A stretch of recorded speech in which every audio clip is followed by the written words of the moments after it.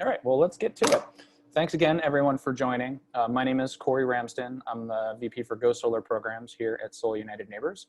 And this is the third episode of a three-part series we're doing on community solar. We'll talk a little bit more about that in a minute. But tonight's episode is going to be a little bit of maybe a smaller group of folks who might be interested in this, but it's one that's near and dear to our hearts, and that's helping communities really encourage and develop their own community-owned projects where possible. So our goal tonight is very much at sort of the basic level of what's involved with that vocabulary, some ideas about what's involved with that process, and giving people some of the initial tools to start thinking about whether that's something they're interested in and whether they can. As I mentioned earlier, joining us tonight is Jessica Hamilton. She is on our team here at Solar United Neighbors, and she's going to be moderating this evening. So if you have questions, feel free to put them in the chat. We'll grab those periodically. I'll stop every once in a while and see if we have questions. There also should be plenty of time at the end. If you have questions you want to ask, after the presentation's over, I'll unmute folks who raise their hand, and I'm happy to answer questions that way as well. And we'll stick around until questions are answered or until the hour's up. Just want to make sure we remind everybody this webinar will be recorded, so we'll be sending it out afterwards, and we'll also post it on YouTube in a couple of days as well. For anybody that's been to the first two of this series, or one of the first two, we have those recordings on YouTube. In a minute, Jessica can put those into the chat if you want to watch those again. The first one was really about consumer basics from the perspective of somebody who wants to participate as somebody subscribing to a project primarily. Second one, which we did last week, was more about the programs and policies and some of the variations between community solar that you'll see across the country, as well as highlighting some things that maybe feel a little like community solar, but the way that we consider community solar are something else entirely. Certainly not bad, because all solar we appreciate and want to happen, but not necessarily the way that we define and we appreciate what community solar can be. And then this one, as I said, is more about the projects and sort of the nuts and bolts of how you are creating a project and some of the things that are involved. We're not going to get into the super weeds of project structures and financing and all of that, but I do want to make sure there's sort of a high level understanding of that. And we'll give some examples of some maybe projects that are not the norm that we think are good examples of some of the things that community solar can be in places where it's possible. A little bit about us first, the obligatory who are we slides. I know a lot of folks already know that, but essentially we are a nonprofit. We are dedicated to helping people go solar in a variety of different ways. We got our start, which I'll say a little more about on the next slide, really helping residential homeowners. But ultimately what we're doing is building a network of people who either are generating their own electricity, support solar, or are able to connect to it through other means like community solar, and ultimately helping that network of people advocate and improve access to solar throughout the country, whether it's representing their own interests at the state and local level or more and more at the national level as well. So that's our goal. We do that through projects helping people go solar, and then rolling that in and encouraging people to engage with policy alongside that. As we like to say, we help people go solar, join together, and fight for their energy rights, as you can see here. How we got started? Way back in 2007, our executive director was Anya Schoolman. She lives in DC here in the Mount Pleasant neighborhood of Washington, and her son and his friend, you can see them there, Walter and Diego, they wanted to go solar, and their particular why or motivation was climate change. People have lots of different reasons for wanting to go solar or engage with renewables, but that was theirs. So they decided, after doing some investigation, it was a little hard for them. There was not a lot of information about incentives or installers. It's gotten a lot easier since then, but they decided to do it as a group. Over the course of a couple of months, they formed a group of 40 people that ultimately went solar when what was called the Mount Pleasant Solar Cooperative, and that was people installing solar on their roof to generate electricity for their own needs. The kernel of that process is still a lot of what we do today. We do that in 13 states, well, 12 states right now because we don't have an active program in New Jersey. And we're helping people go solar through a variety of ways, primarily through those co-ops, but also through other means like community solar.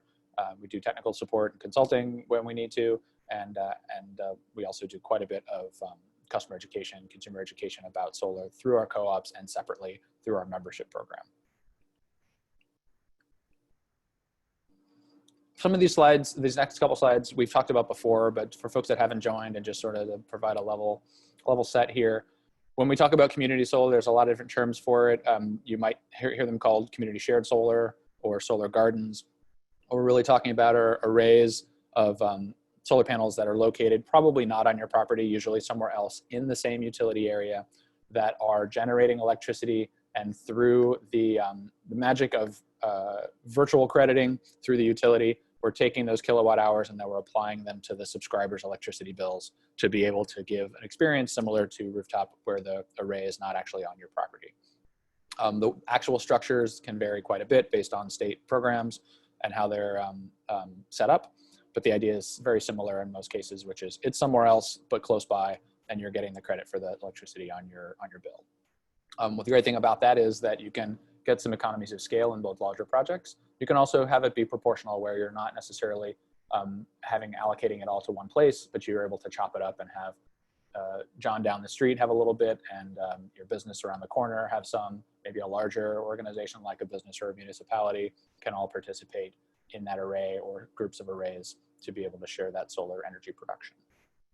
And that's what we mean by virtually crediting those credits, that electricity production rather.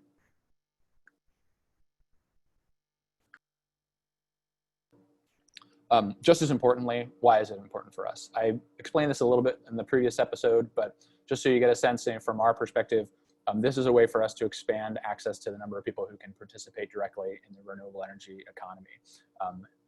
Community solar should provide, when done well, should provide cheaper electricity than what you can get from your retail provider. Does it always? No, but ideally it should. Fair, and a lot of places it does, and does so very competitively where there's competition for customers. Second, fair access for solar. A lot of people can't go solar directly on their roof, and community solar is a way to address that. They might be a renter, they might have bad credit, they might have a poor roof, or a variety of other reasons, and this is a way for us to enable access to as many people as possible. So that wider participation also means potentially, and this is important for us from an equity perspective, making solar available to income qualified, low and moderate income participants is really important, and community solar is a way to do that. And in places where that's done intentionally, that you're able to deliver savings to people and positively impact their cost of electricity over the long term by providing access to these types of programs. And then last, and what we're really going to be talking about tonight, is this idea of community-based power. Lots of different ways to develop solar. As I said earlier, the more solar, the better. We are all for that. Where solar is owned and operated and controlled by local interests, by a homeowner or by groups of people, we're keeping more of that value in the community. The investment dollars stay more in the community, the electricity savings, tax credits, anything else that comes from that array. We want to keep as much of those dollars in the community where that array exists as possible. And that's a lot of what we mean by community-based power. So where? This slide, thanks to our friends at Solstice, shows really two different types. The red ones are places where it's been legislatively mandated in some form. There are lots of variation there. And if you want to learn a little bit more about the variations, feel free to go back and check out episode 2. The blue ones are where there's some type of project that is similar to community solar, and those often are ones where a utility is chosen to implement a program for their utility customers, or several utilities have. So it's not necessarily available statewide, but there might be an example or two in those states. So let's get into the heart of it here. This first slide is really just to kind of give you a broad scope of what types of projects are possible. Certainly not comprehensive of all the options, but just to give you an idea of sort of the scales. On the upper left there, this is maybe what you might see, sort of a ground-based array that might be a community solar project. Scale-wise, just for reference, it's going to vary by program, but roughly speaking, community solar projects are usually below 5 megawatts. In Maryland, for example, it's 2 megawatts is the maximum, but in New Jersey, it's 5, and in other places, there might be some variation there. But roughly speaking, it's under 5 megawatts. And in terms of space, the space it takes up on the ground for a ground-based array is somewhere between 5 to 10 acres per megawatt. It's going to depend on the siting conditions, going to depend on a lot of factors locally, but it's roughly 5 to 10 acres per megawatt. Usually now, as equipment is getting more efficient, it's going to be on the lower end of that. So that big array on the left there is what we would call a community scale array for our purposes. It's generating electricity. It's got some scale in terms of the cost. It's probably going to be owned and operated by a company. They may or may not have built it. Someone else may have transferred it to their ownership afterwards, but it's going to be operating for 20 to 25 years, generating electricity and providing credits for those participants. That's great. That's the majority of the projects that you're probably going to see in a state that has community solar, because there is a very competitive marketplace out there for companies that want to find land to build these projects, own and operate them, service them. That's all part of that competitive community solar landscape. But there's other things that are possible as well for some programs. So the second example I'm going to give you is the one on the right. This is John Mariani. I actually personally gave John some help a couple years ago as part of the Maryland Community Solar Pilot. I think he had the distinction of being the first array to be connected. No surprise, it's a relatively small array. It's about 10 kilowatts. It's on the roof of his apartment building that he owns in Fells Point. He lives down the street. His house is not particularly well suited for solar, so he had some roof space for the apartment building. So he built an array there. He owns and operates it. I'm going to give you a little bit more detail later on this, but this is a very sort of small scale. So I'll come back to this example at the end. But small scale array, perfectly possible to work with through community solar. And then the one at the bottom, again, I'll give you more of a dive into these later on. But this is an array that was built called the Sussex Community Garden in New Jersey. They built an electric cooperative territory there. So it's not part of the New Jersey state program, but it is a community solar array that was stood up and began operation a couple of months ago, I believe. We're going to start sort of at the high level and then work our way down into the lower level terms here. I like this graphic just because I think it does a pretty good job of explaining the dynamic of when you're building, when the project is trying to get built, right? You've got people who need clean energy or they want clean energy. Those are the customers. It could be a variety of different types of customers, an individual, a business, a municipality. You got to have some place to put the array. It might be a rooftop, might be a canopy over a parking lot, might be on a brownfield, might be supporting in a greenfield, what they call, which might be an agricultural area, might be an open space that's not being used for other development. But that space is essentially going to be generating that electricity for those customers. And then you have somebody who's owning and operating that facility.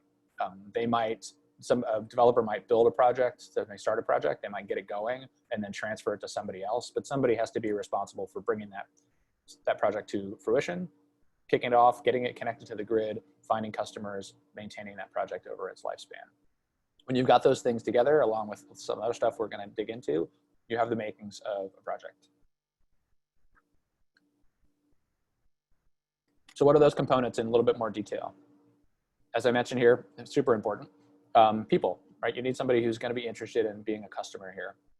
In some places that might be a large commercial entity. Oftentimes you'll see projects that have a commercial entity as the major, what they call off-taker of the electricity. They might provide some certainty for the project and then have additional subscribers who are also subscribing to the output of that array.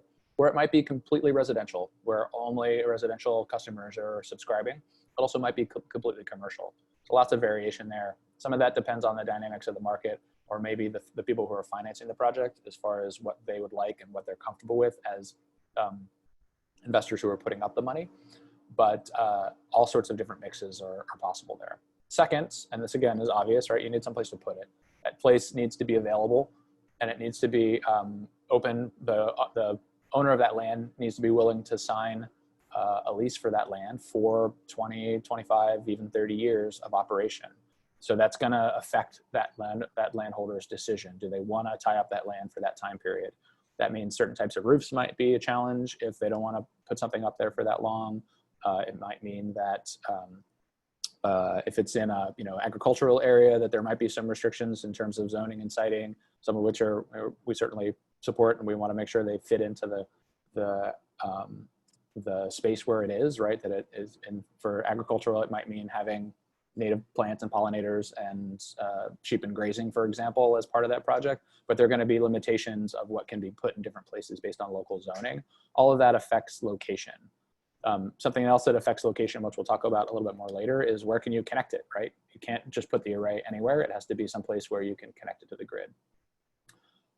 Next is financing and legal. Who's paying for the array? Where is that money coming from? Who's going to be putting it together? The legal team to be able to create entities that actually own and operate the array, because oftentimes those will be special purpose vehicles, is what they call them. And again, we'll talk a little bit more about that later. Somebody's going to be constructing it, so somebody has to build it. That might be a subcontractor. It might be the main developer, depending on their skill set, that's going to come and actually take the time to design the system properly, order the equipment, install it, have it inspected, have the work with the utility to inspect it and improve it for interconnection to the grid so that it can produce electricity. And then over the lifetime of the array, there needs to be somebody who's going to monitor it, make sure that it continues to produce electricity. This is a viable commercial project that needs to be able to produce electricity that ultimately people will buy. That creates that cash flow and that revenue for somebody who's owning and operating the project.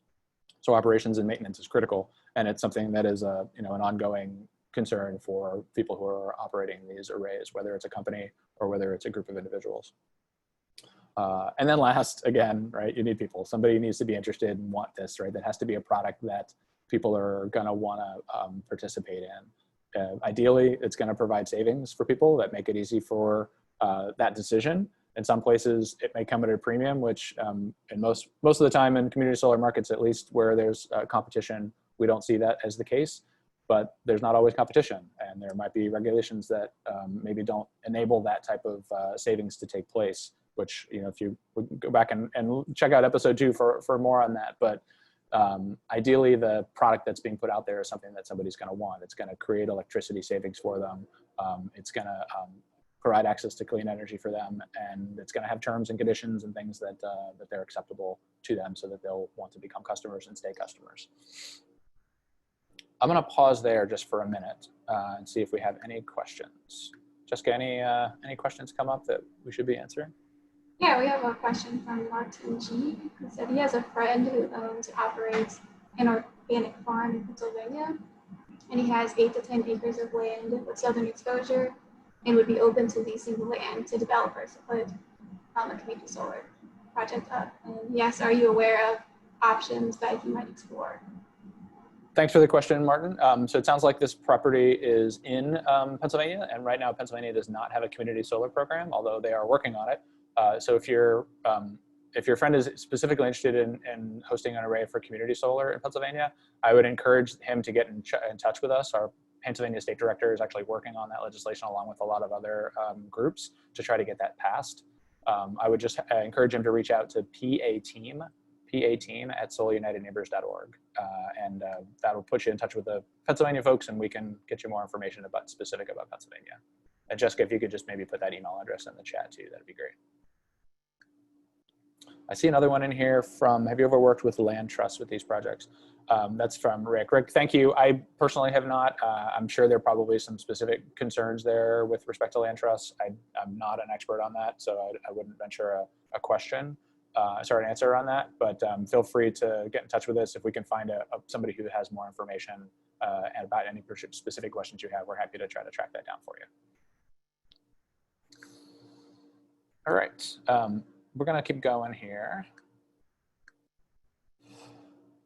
So a little bit about terminology. We talked to some of this already, but just to give you some more specifics, this is going to vary by program, right? So these are fairly common, but in certain states, there may be different terms for some of these.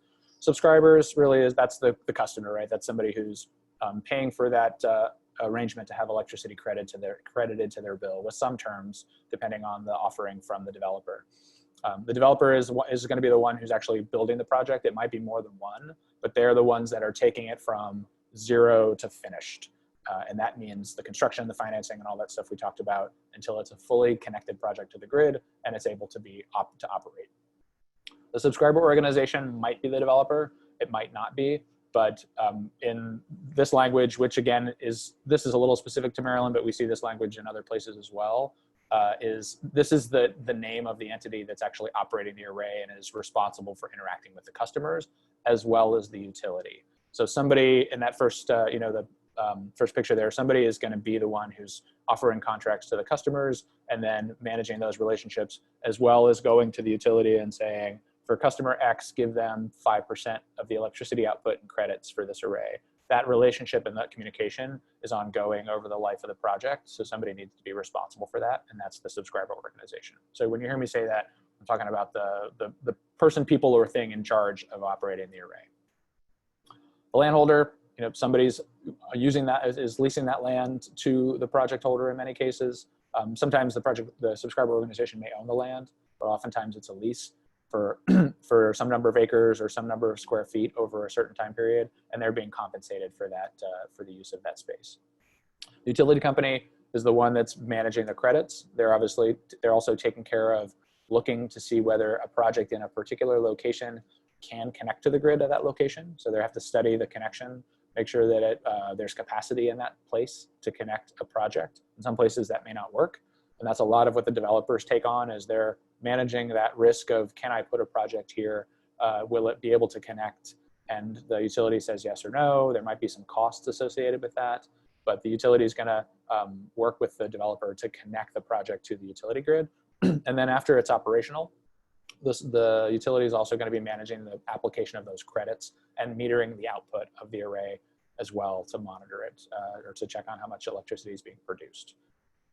And then last, but certainly not least, Public Service Commission, PUC, whatever it's called in your state, some regulatory body for a project, at least for a program that is mandated as available in public across the state or across whatever utilities are participating. They're the ones that are overseeing the program. They're gonna make sure that the regulations are being followed. They might have specific requirements around who can participate in the program and how they register. So there may be a registration process, for example, for a subscriber organization. That subscriber organization may have to post a bond or may have to make some other arrangement for operation of the facility and registration, proof of insurance, all those things.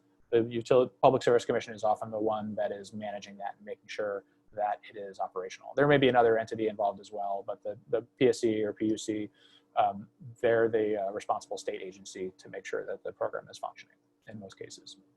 And again, state by state, this is going to vary a little bit, but these are general terms to keep in mind. This picture, and we're going to come back to this again with a couple times in the next couple slides here. I just want to give people an idea, and I have these conversations with people who are interested in community solar a fair amount, is what's the spectrum of involvement or how you can participate. And the stuff that's highlighted in green here, this is sort of the easier stuff. It's not easy necessarily, but it's accessible, and it's more likely and more common that people would participate or engage with community solar on this side of the spectrum. And then on the right side, which we'll come to later, are things that are harder.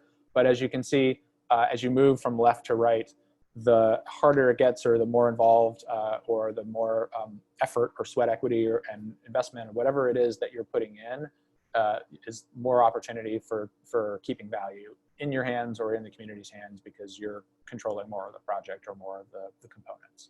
Just like anything else, what you put into it, you're gonna get more out of it. This is mostly a review here, and so if I know Jessica chatted the excuse me, the episode 1, definitely go back and take a look at that. But being a customer is fairly simple in programs where it's available, and we've got a subscriber platform where we try to make this information available for some states where we operate in. DC and Maryland, Minnesota, and now Colorado. We post projects that we know are open for subscription by residential customers. And that is a way for us to communicate information from a consumer neutral way of what's available and how people can get connected. But it's really about finding a provider, comparing, figuring out how much you want to subscribe to electricity for that project, and then signing up, obviously reviewing contracts and terms. That's pretty easy. You're a customer. You can come and go based on those contract terms, but you're not an owner, an operator, or otherwise obligated as part of that project, right? You're just, you're taking the electricity credits and you're agreeing to pay for them. Pardon me just for a second. I feel like we should have a commercial water break. The next one is a landholder, right? So this is fewer people, but it's a really important role. And if you are a landholder out there, you know somebody that is, there's some things you definitely want to keep in mind, right? So it's really important as somebody who has property to think through a little bit about what you're going to be offered, and to make comparisons too. So you might go out and find a developer or developers to use your land, but they're going to need to look at whether it works for them, right? And some things that you want. So that means, like, is there good sun? Is it close enough to the grid with the right kind of connection? And is it going to make sense for them to develop that? And then there would make an offer, if it did, to be able to lease that land at some rate per acre or per square feet over some time period. Some things to think about when you're looking at that. One, are there options that you either have or need to consider for extending that land lease after their initial term? What do those look like? Two, what are the requirements for access? So it's land that somebody else is operating and using that's yours. Do you need to provide a right-of-way? Is that in the agreement? Are there maintenance requirements of you for the space that's around the array, and what does that look like? And how does the equipment get handled at the end of life? So after the project's done, what happens to the equipment? Who takes care of it? How is it disposed of or recycled? These are things that you want to just keep an eye on for that in that agreement. And like any other agreement, really important, especially if you're a landholder, is get a lawyer who's familiar with this and make sure that somebody's reviewing this with you and that your interests are being represented. It can be a really great way to create some long-term residual income for a landholder. And like any other deal, you just want to make sure you're reading the fine print. There are also some opportunities, and this depends somewhat on the program and the location. But if you're a landholder that feels strongly about making sure that the project is integrated with maybe the agricultural space around the land, you might really push for some requirements for pollinators or native grasses, or explore whether or not they can use the property for sheep grazing. If you want to have that business, that might be something you would do, or they might hire somebody else. Or even potentially co-locating crops underneath, although that's really rare still. But there's certain people that are certainly experimenting with that. But are those things that you care about? Do you want that in the agreement as part of the lease agreement? So this is the landholder's opportunity to try to negotiate what they would like to see and what's possible. If you are interested in doing this, or you're someplace where you need a little help, there are some resources. I forgot to provide them to Jessica so that she can put them in the chat. But if you come to our website, solarunitedneighbors.org/community-solar, we have some links to some good land lease guides from other folks. There's one from NYSERDA in New York, and there's another one that SEIA, the Solar Energy Industry Association, put together for people who are considering solar land leases, and things to just think about when you're looking at those leases. Some really, really great resources there. How are we doing on time here? All right, let's see. Any other questions before I go on to this next section, Jessica? Yeah, we have a few questions. Okay, let's see here. So Lots of questions. we have a lot. So Ricky has some questions about a land host, and he would like to know how close to the grid in miles is typical to be able to connect, and then also what's typical revenue for him. Got it. The typical revenue is going to vary by location, so it's sort of the opportunity cost of the property. I'll just give you an example for somewhere like the DC area around Maryland. It's somewhere between like $1,000 to $1,500 per acre per year, but that's going to vary a lot by location. So I wouldn't use that necessarily as a comparison for where you are. The distance from the grid lines, I have to say, I actually don't have a good sense of that distance there. I imagine it also probably varies by location, but I couldn't give you an educated answer there. But if you want to shoot us an email, I'm happy to try to find a better answer for you. And on that, typically it does need to be somewhere connected to three-phase lines. So that's going to be something the developers are going to look for to be able to interconnect that service to a distribution feeder. Other questions, Jessica? Yes, Mikey asks, he's interested to learn about the typical break-even point for a new solar project. And is it typically quoted in terms of megawatts? We'd be interested to learn more about the financing for the project. Right. So I think if I understood the question right, is the break-even point for investing in a project. There's no easy answer there because there are so many variables in terms of where and when. That's a lot of what the developers are doing, is trying to figure out what the parts are that are involved with that particular project in terms of land cost, financing cost, potential costs for connecting to the grid. To be able to give a standard answer there, I don't think we really could do that.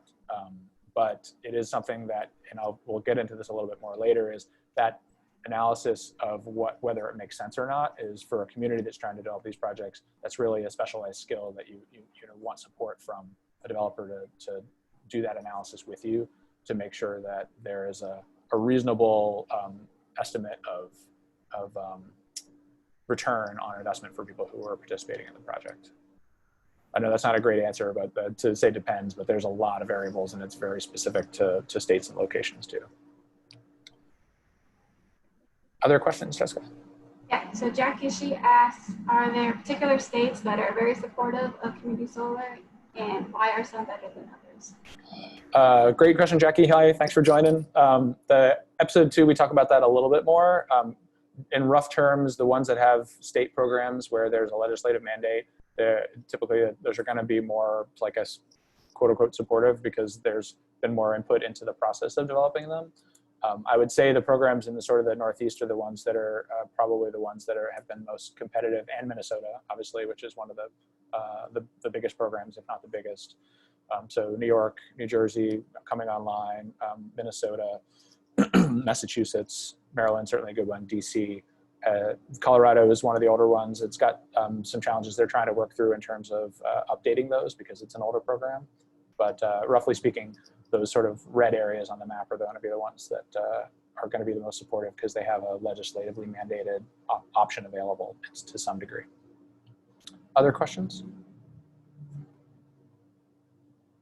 Yes, we have one more from Armando, and it's referring to the slides with the 6 different considerations for solar. So people in the land slide, so he's asking if solar netted neighbors would be able to connect these 5 factors. Would Sun be happy to connect these 5 factors or some of them? Okay, so I think, Armando, it sounds like maybe what you're asking is whether or not we're helping to connect those folks together, those different actors. The short answer is we do what we can. We don't have a lot of, tons of resources, but this is an important aspect of the solar market. So when people contact us, we do our best to connect resources together, whether it's a subscriber organization, a developer, legal help for somebody who might be a landholder. We're doing whatever we can when people contact us to make sure they have some resources. But we're certainly not in the business of bringing all those things together and developing projects. That's not something that's in our wheelhouse. We're more of an educator, encourager, and connector in a lot of these when we come in contact with folks who are trying to put together projects. Other questions? I think that's it for now. Okay, thanks. So next up here, and we're coming back to this spectrum of involvement here, we're going to get to some of the, the more community-driven aspects of creating a project and what that looks like or what that might look like, to talk a little bit about sort of what's involved at a little of a deeper level, right? So project development challenges, if you're trying to put one of these together, this is a lot. This slide really is trying to indicate a lot of what developers are doing on behalf of a project, right? They're investing the money and the time, and they're going through a lot to do that. So if you're thinking about putting a project together as a community, you're gonna have to work a lot of this stuff out, right? So one, group coordination is like coordinating with people is time consuming, it's hard, right? You need to have a group of folks who are interested and willing to put the time together to do this. You also need the right location, which I mentioned before, but I'll say it again, it has to be in the right spot on the grid. It needs to be a place that's big enough that has good solar access, that you can secure a lease for 20 to 25 years to be able to operate a system. It's not insurmountable by any means, but there needs to be space available to be able to do that. And excuse me. Next up is for zoning, permitting, and utility issues. So the developers who are involved with building the projects are doing this. And if a community is trying to do this, you want that help to be able to navigate that, like the developer or the group that you're selecting to support you in creating a project is going to need to navigate the zoning process and the permitting process and talking to the utility and dealing with the interconnection challenges that might come up. So those costs I mentioned earlier, when a project they're planning a project, they need to tell the utility, I'm going to make this size project, this 2 megawatt project is going to be here, and I'd like to do this. And the utilities kind of come back and say, okay, that works, or no, in order to do that, you're going to need to do X, Y, and Z, and it's going to cost you this much money, right? That's part of the uncertainty of developing a project. and that's something that you were taking on and working through if you're sort of building one as a community. Next, financing, and this is really important because this is a little bit of I think a gap in right now for folks who are trying to build their own is where's that financing coming from? You need some amount of capital to be able to develop the project, paying for the time and effort to be able to get to the point where you're ready to build. And then there also needs to be financing to be able to build it. So that might come from individuals who are involved in a project if this is a community-driven project. It might come from one or two groups, like a larger investor, and other folks might be contributing a smaller amount. But that structure of where the financing is coming from and who gets what stake in ownership of a project, all is something that has to be worked out with lawyers and with the group together, and obviously with the people who are investing. All of those terms need to be worked out together. So that's part of that complexity of doing a project like this is where's that coming from. And I'll give you just one example of what that, where some of that complexity is because of the federal tax credit. Right now, that's 26% of the system cost. Next year, it'll be 22%. Somebody needs to be able to use that tax equity, or sorry, that tax credit and consume it, right? So for project developers, when they do this, they bring some investor that is providing tax equity that says, I'm going to be able to use that tax credit, and they take ownership of the project so they can use the credit. And there's often some models to sort of transfer ownership after a certain time period so that the tax equity can be used and that the other investments take over at a later date. If you're trying to if you're trying to take advantage of that, you need a similar structure potentially. Pardon me.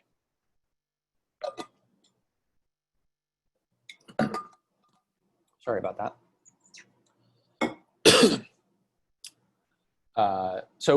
The good thing about this in terms of financing, and I'll come back to the list in a second, is we are starting to see organizations that are interested in supporting this type of investment. And by that, I mean crowdfunding platforms potentially, where smaller investors can invest, have some rate of return, or some involvement in the project and a rate of return, and participate in the sort of the shared ownership structure. But right now, that's pretty uncommon still, because developers are sourcing their own financing and owning and operating the system. So it's starting to change, but it's still a relatively small part of the market, and it's something we'd like to see increase for the reasons that I mentioned at the beginning of keeping a lot of that value in the community. Other things you're going to need is some sort of technical expertise, either on the group of people that are developing the project, or somebody that's helping you, consultant, or maybe it's the developer, but somebody who's able to put the documents together, to select a contractor to do the work, be able to monitor the project and make sure that it's coming off and being built properly. And then on the tail end, that you've got somebody who's going to do operations and maintenance for the system, as well as managing the customer subscriptions. So if you're building one of these projects, your group may be using that electricity. You might be your own customers, but you may also want to subscribe some of that electricity out to people in your community, which would be great. You have to have some entity to be able to manage those contracts over the long term. So some management organization, and there are companies out there that do this, would want to own and operate, want to operate the array, would want to operate that part of the business for you, dealing with customers, managing contracts. So there are services that can do this, but these are things that you as a group of people in a community trying to build a project, that you would need to account for that. I'll give you an example. I know this slide has got a lot on it and it's a lot to digest, but I'll give you sort of an example. It's not a perfect example, but just to kind of give you a sense. So let's say you want air conditioning for your house. Right now, in order to do that, you would call an HVAC contractor. They'd provide you with a quote that covers the equipment, the permitting, installation. They take care of it. You pay them. They might even include some financing and a maintenance plan, right? So they're sort of doing all that for you. If air conditioning was a community-owned, community solar project, you'd have to spec out which air conditioning unit you needed. You'd have to figure out how to pay for it and how to source the funds. If it's a loan, you'd need to do all that research too. You'd need to get a permit from the city. You need to find a distributor and order the equipment. You need to arrange for its delivery. If you had a rooftop one, you might have to get a crane. You've got to get a qualified person to install it, and you have to contract with somebody to maintain it. All of those things get taken care of by your contractor when you're contacting an HVAC contractor. You're not doing those things yourself. This is analogous to that. There's a lot of pieces and parts, but again, when you actually take those on, you keep the benefits, right? You're keeping more of the electricity savings. You're in certain situations with qualified investors or with a licensed crowdfunding offering, you're you're getting an investment on return on the investment that you're putting in, as well as local incentives that are potentially available, and maybe even tax credits. That's a conversation for another day about taking the tax credit as like a group of individuals, because there's some gray area there in terms of whether that's possible in all cases because of the way the IRS has ruled on that. But if you've got the right project structure, you're taking that, you're keeping all of those benefits. And in places where you've got renewable energy credits, you're keeping those credits as well. All of that translates into more value staying local in the community. You put more effort in, you've put probably some of your own money in, you've spent time to develop it, but you're also keeping that value. And sometimes that means also that you're able to drive the bus a little bit more and maybe create opportunities for low and moderate income access as well. Does it work out in all cases?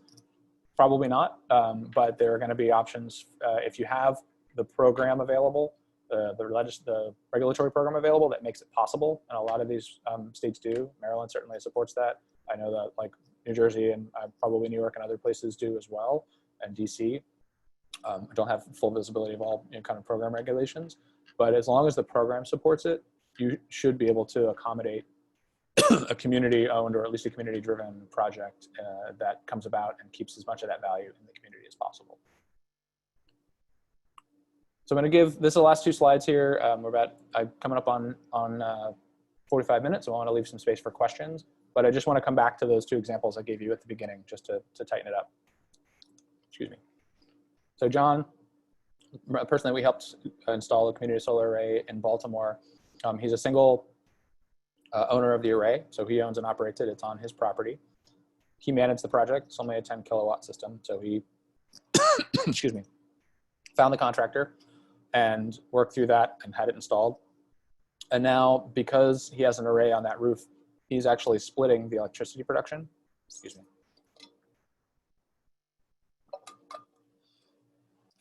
He's splitting the electricity production between the rental property, the common loads of the rental property, his house, which is down the street, and his sister's house, which is somewhere else in the utility area.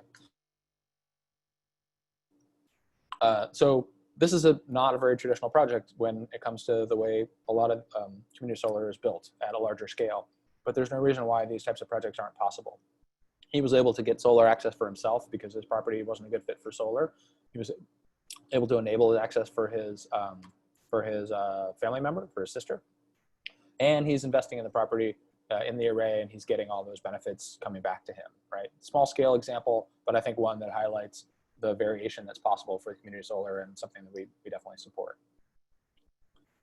And then the last example I'll give you, this is one is in New Jersey. As I said earlier, this is not part of the statewide New Jersey program, but this came about more organically. The local electricity cooperative, the gentleman there who wanted to run this, he contacted us. We provide some upfront support and sort of consultation about what might work and how that might project might be put together. But he went to his electric cooperative and said, I want to do this. And they said yes. Maybe a little unusual, but I think it says a lot about that particular cooperative that they were willing to work with them. They agreed to be able to apply the metered output, the credits, to the participants in the array. So this is a jointly owned project where the people who invested in it, they financed it, they own it collectively through an LLC.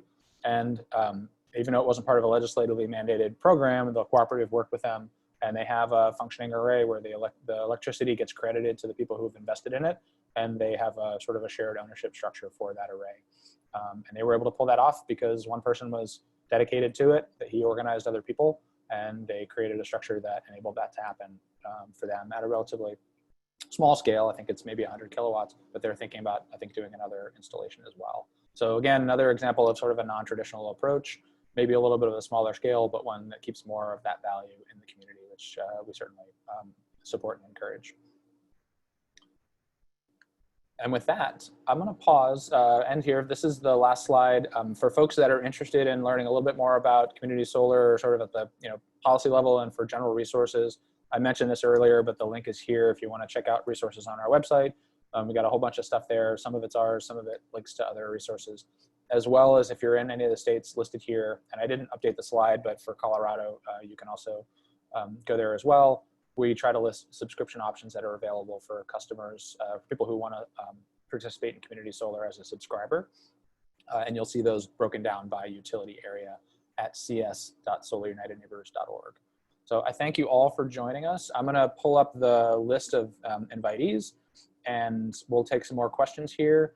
I think we'll look at the chat here first, just to make sure we cover those. And then for anybody that wants to ask another question, feel free to raise your hand. I'll unmute you, and you can ask away. Jessica, any questions that have accumulated since we talked last?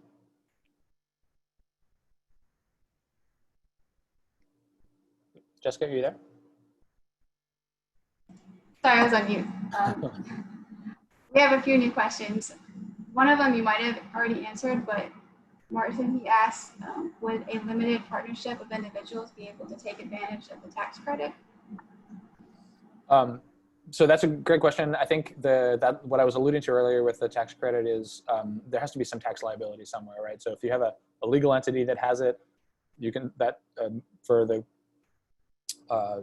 John Mariani example, for example, I think the rental building was an LLC that he owned, actually owned the property, so he was able to take it through there. If it's an individual one, you definitely want to take the time to sort of investigate that with a tax advisor.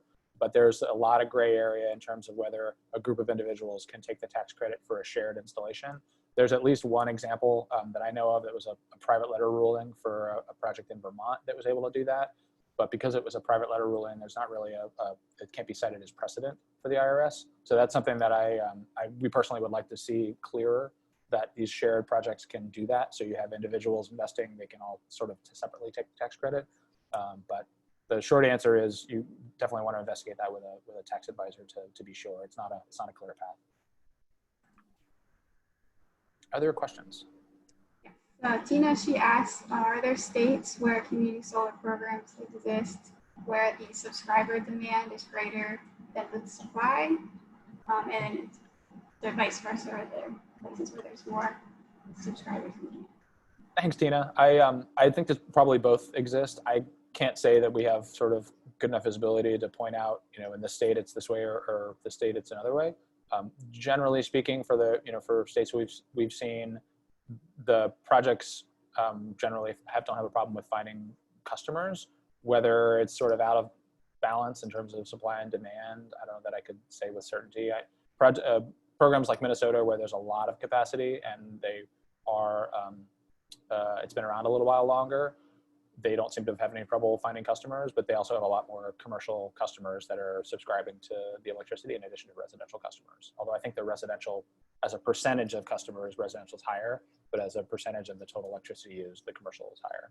But anyways, that's a long way of saying it's probably true in both cases. It depends on the maturity of the program and how long it's been around. Other chat questions before we go to the list? So Mike, he said that he lived in Germany for 2 years from 2014 to 2016, and that they were developing a vehicle to grid, which utilizes batteries and electric vehicles to supplement the grid during periods of peak demand. And he asked if there are any examples of this with community solar in the US. I'm not aware of any, but that doesn't mean they aren't out there. I know vehicle to grid is becoming more of interest. There's at least one project I can recall in Virginia that's not community solar, but using school bus fleets. That's supposed to happen. I don't think it's happened yet, where Dominion is running using the school buses, electric school buses, or will, as a resource at certain points of the day, obviously when they're not running. But specifically related to community solar, I'm not aware of any. But like I said, they may be happening, and I just haven't heard of them. I will point out, Germany is a good example, though, is their collective ownership is certainly something that's more common in Germany and other parts of Europe than it is in the United States. That's something we'd love to see more of here. The we have one more in the chat. It's from Rick. He asks, is community solar a threat to wholesalers like PPA there in Washington? Yeah, so then Rick, I think if you're asking that question, I think you're asking whether they're a threat to sort of the large generators or wholesale generators. Our feeling is that they're not, because it's sort of a different part of the market. They're connected to the distribution system in most cases, and they are providing electricity as a credit directly to people who are retail electricity subscribers, as opposed to providing wholesale power to a transmission network. So analyzing sort of the overall impacts of community solar on the wholesale market is way beyond my skill set or ability. But we like to think of them as not in competition with each other, at least not at the scale that we're seeing right now. All right, so let's go to the hands here. It looks like we've got one from Martin G. Martin, I'm gonna allow you to talk here and ask away.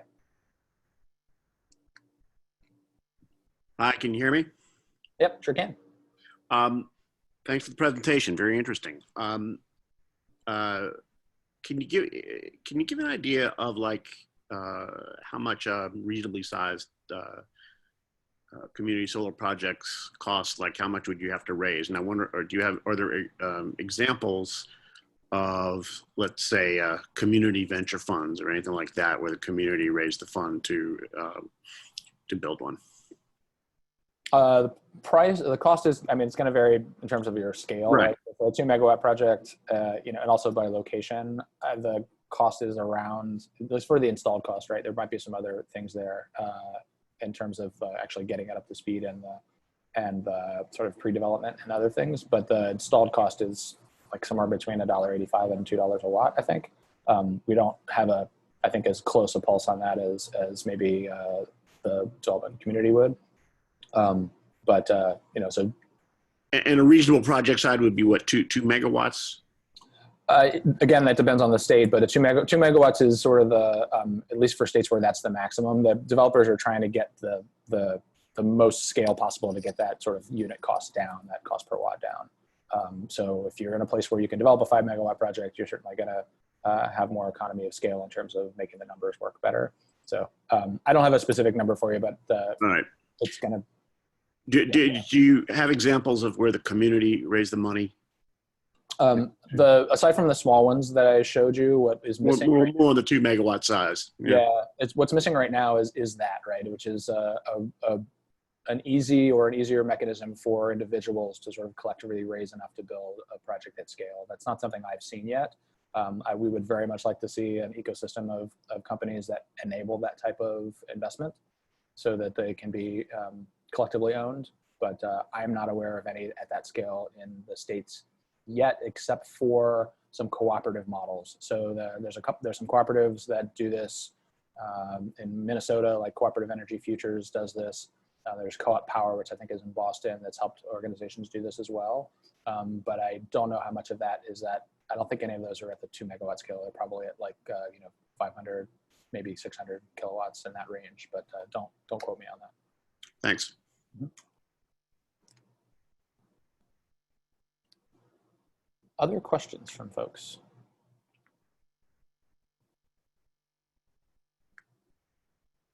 Let's see if there's anything else in the chat here. Otherwise, I think we're just about at time. It's a good place to stop. All right. Well, thank you everybody for joining. We're pushing. Oh, actually got one more here. Ned. All right, Ned, go ahead and ask your question.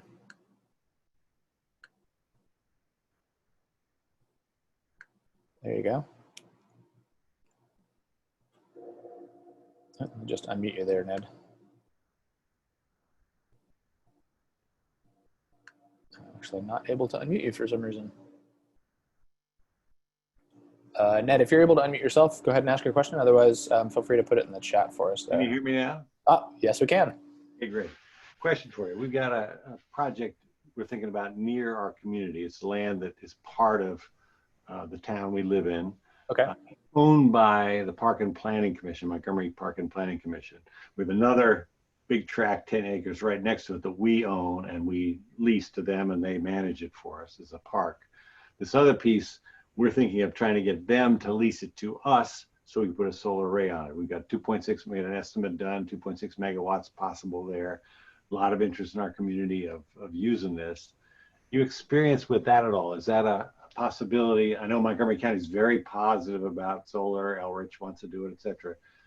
But I don't know, are there examples where a community, we're an incorporated town, can lease from a county and negotiate with a developer? We've talked to developers, they're interested in doing this kind of project. Yeah. The land ownership, which we don't own. It's butts our property. We're within the 2 miles of the good distribution network for the. Mhm.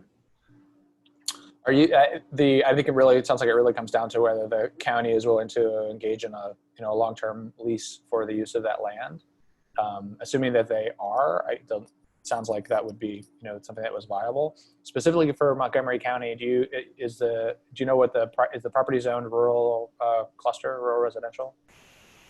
It's right in a residential area, so it's right next to it's next to the ICC. So the property's next to Cloverleaf from the ICC. Okay. Currently listed as parkland, but there's no park there. It's a nice open space, but it's right next to the interchange. Yeah, so depending on the zoning, that's another thing to consider. The zoning text amendment that was passed in 2018 enabled it for a rural cluster, I believe. So you just want to make sure that from a zoning perspective that's possible. But if it's county-owned land and they're leasing it to you, they may not even, and this is, again, I'm a little fuzzy on this, but they may not even need to go through zoning if it's county land. So that's something to investigate as well. And something that somebody just pointed out in the chat, which I want to make sure too, the maximum for the program for Maryland is 2 megawatts, but that's 2 megawatts AC. So that 2.6 megawatts that they designed is probably DC. I'm assuming, yeah, that would yield like 2 megawatt AC right. count. So yeah, I mean, what you're describing sounds like it's possible. I think it comes down to the county's willingness to. Now it's the use it land for is that purpose. currently considered parkland open space. Yeah. The county where they need to, in their master plan, they have to have a certain amount of open space. So. And they may have some restrictions for what they use it for. You have sheep living on and so on. It's bird habitat now. It's cleared. There's no trees, but would we be able to, in terms of the way you set up this array, could you set it up so you still have good bird habitat and that sort of thing? Obviously, you can't have trees growing up and blocking the. There are certainly options for like native grasses and pollinator habitat, which I'm not as an expert on sort of whether that's suitable for bird habitat as well. But I imagine that if the project's viable economically, that the developer would certainly want to make sure that those requirements were met. Something else you may want to consider or to think about for the county is, I don't know, sometimes there are state requirements for use of land that's parkland, like they may not be able to use it for any other purpose without changing the designation or losing funding. I don't know if that's true for Montgomery County for that particular parcel, but there may be something else that's going on there too. I think the main thing is whether or not they're willing to provide that lease. Do you know what the zoning has to be for a solar array? Is it considered industrial?